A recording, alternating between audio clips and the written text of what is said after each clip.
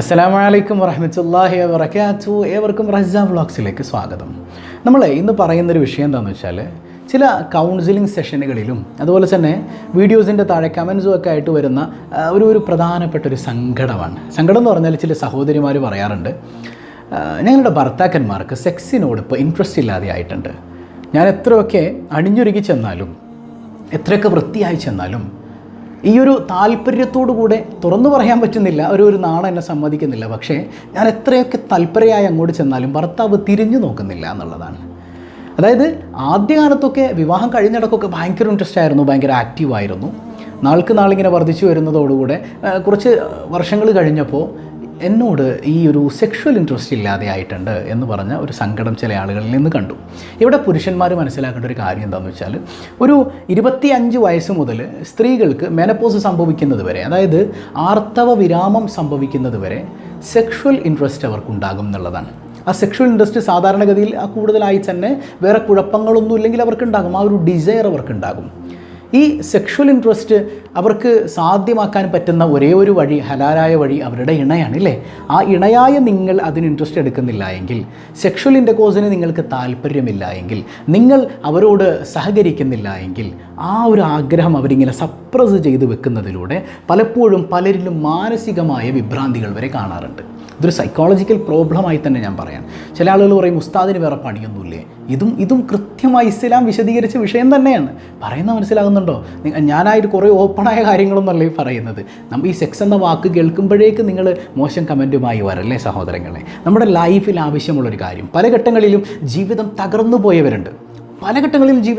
പോയവരുണ്ട്, ഒരു സഹോദരി പറഞ്ഞ ഒരു കാര്യം നിങ്ങളൊക്കെ കേട്ടിട്ടുണ്ടാവുമല്ലോ. അവരുടെ ഒരു കൗൺസിലിംഗ് സെഷൻ അവർ കൃത്യമായി നടന്ന കാര്യം പറയുന്നുണ്ട്. അതായത് എൻ്റെ ഭർത്താവിനെ തിരിഞ്ഞു നോക്കണില്ല, എൻ്റെ ഈ ആഗ്രഹങ്ങൾ ഞാൻ പിന്നെ എന്ത് ചെയ്യുമെന്നാണ് ചോദിച്ചത്. പറയുന്നത് മനസ്സിലാകുന്നുണ്ട്. അവർ ഓടിപ്പോകാനുള്ളൊരു റീസൺ പറഞ്ഞതാണ്. അപ്പോൾ ഞാൻ പറയുന്ന എല്ലാവരും അങ്ങനെയാണെന്നല്ല, പക്ഷേ ഭൂരിഭാഗം ആളുകളും ആ ആഗ്രഹം ഇങ്ങനെ കടിച്ചമർത്തി വെച്ചിരിക്കുകയാണ്. അതുകൊണ്ട് തന്നെ അവരുടെ സ്വഭാവത്തിൽ മാറ്റങ്ങൾ ഉണ്ടാകും. അവർക്ക് ഭയങ്കര ദേഷ്യം സംഭവിക്കാം.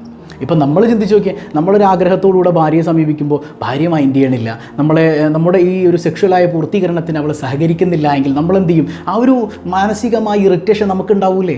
ഇത് ഒരുപാട് സ്ത്രീകൾ ഇതിങ്ങനെ അനുഭവിക്കുന്നുണ്ട് എന്നുള്ളതാണ്. ഇത് പുരുഷന്മാർ മനസ്സിലാക്കണം. ചിലർ പറയും, പിന്നെ അവർ ചിന്തയുള്ളൂ. അങ്ങനെയൊന്നുമല്ല. ആ ഒരു ചിന്തയുള്ളൂ. അവർ ചിന്തയുടെ വിഷയമല്ലത്.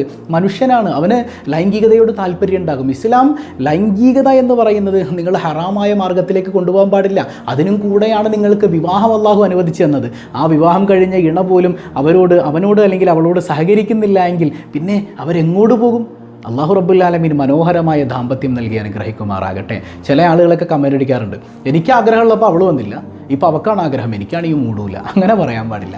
അതായത് നമ്മൾ മറ്റൊരു വീഡിയോയിൽ പറഞ്ഞിരുന്നു, പുരുഷന് സെക്ഷൽ തോട്ട് ഉണ്ടാകുന്നത് ഇൻസ്റ്റൻ്റ് ആയിട്ടാണ്. അവൻ എന്തെങ്കിലുമൊക്കെ ഒന്ന് കണ്ടാൽ മതി, പെട്ടെന്ന് അവൻ ആ ഒരു സെക്ഷൽ മൂഡിലേക്ക് വരും. എന്നാൽ സ്ത്രീ അങ്ങനെയല്ല, അവൾ പതിയെ ഓണായിട്ട് വരുള്ളൂ. അപ്പോൾ അവളുടെ ആ ഒരു ഇൻട്രസ്റ്റ് മൂർധന്യാവസ്ഥയിലേക്ക് എത്തുമ്പോഴേക്ക് നിങ്ങളുടെ കാര്യം കഴിഞ്ഞ് നിങ്ങൾ എഴുന്നേറ്റ് പോയി കഴിഞ്ഞാൽ ആ ദാമ്പത്യ ജീവിതം ഒരിക്കലും മനോഹരമായി തീരില്ല എന്നുള്ളതാണ്. അപ്പോൾ കൃത്യമായി അവൾക്ക് ആവശ്യമുള്ള, അവൾക്ക് ആ ഒരു സെക്ഷൽ തോട്ട് ഉണ്ടാകുന്ന സമയത്ത് നിങ്ങൾ ഈ ഒരു താല്പര്യമില്ലാതെ മാറിക്കിടക്കുന്ന, അവളെ പരിഗണിക്കാത്തൊരവസ്ഥയുണ്ടായാൽ അത് മോശമായ കാര്യങ്ങളിലേക്ക്, അവളുടെ സ്വഭാവം തന്നെ മാറിപ്പോകുന്നതിലേക്ക്, മൈൻഡ് മാറുന്നതിലേക്ക്, ഹറാമായ കാര്യങ്ങളിലേക്ക് വരെ എത്തിക്കാനത് നിമിത്തമാണെന്ന് അല്ലാഹു റബ്ബുൽ ആലമീൻ കാവൽ നൽകി അനുഗ്രഹിക്കുമാറാകട്ടെ.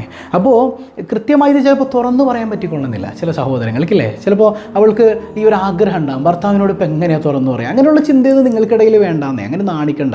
ഭാര്യയ്ക്കും ഭർത്താവിനും ഇടയിൽ തുറന്നു പറയാൻ പറ്റാത്തൊന്നുമില്ല. അപ്പോൾ അങ്ങനെ ഒരു ഇൻട്രസ്റ്റ് ഉണ്ടെങ്കിൽ ഭർത്താവിനോട് തുറന്നു പറയണം. അതുപോലെ തന്നെ ഭർത്താവ് കൃത്യമായി ചോദിച്ചറിയണം. അവൾ ചോദിക്കട്ടെ, അവൾ പറയട്ടെ എന്ന് പറഞ്ഞ് കാത്തിരിക്കരുത്.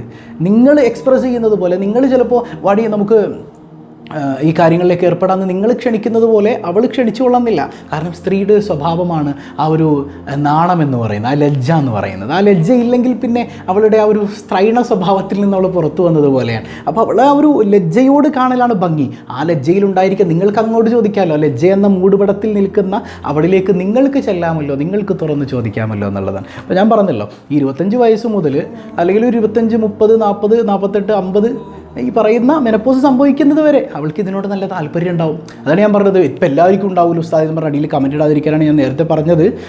ഇത് വേറെ കുഴപ്പങ്ങളൊന്നും ഇല്ലെങ്കിൽ ചില ആളുകൾക്ക് ഉണ്ടാവില്ല.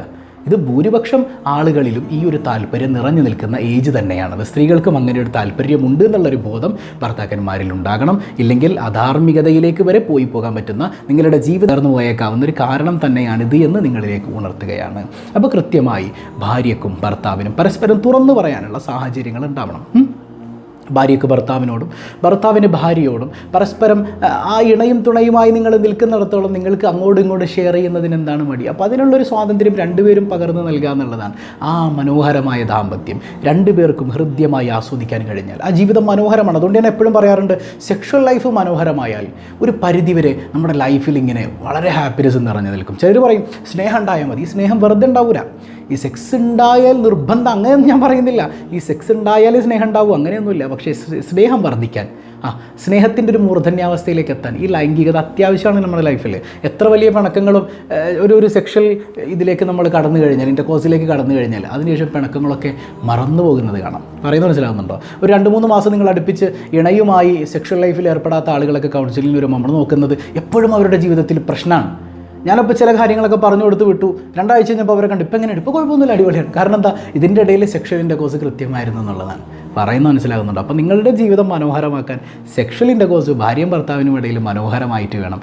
അവളെയും കൂടെ പരിഗണിച്ച് ഭംഗിയായ ലൈഫ് മുമ്പോട്ട് കൊണ്ടുപോകണം. അല്ലാഹു റബ്ബുൽ ആലമീൻ ഹൃദ്യമായൊരു ദാമ്പത്യം നൽകി അനുഗ്രഹിക്കട്ടെ. അസ്സലാമു അലൈക്കും വറഹ്മത്തുള്ളാഹി വബറകാതുഹു.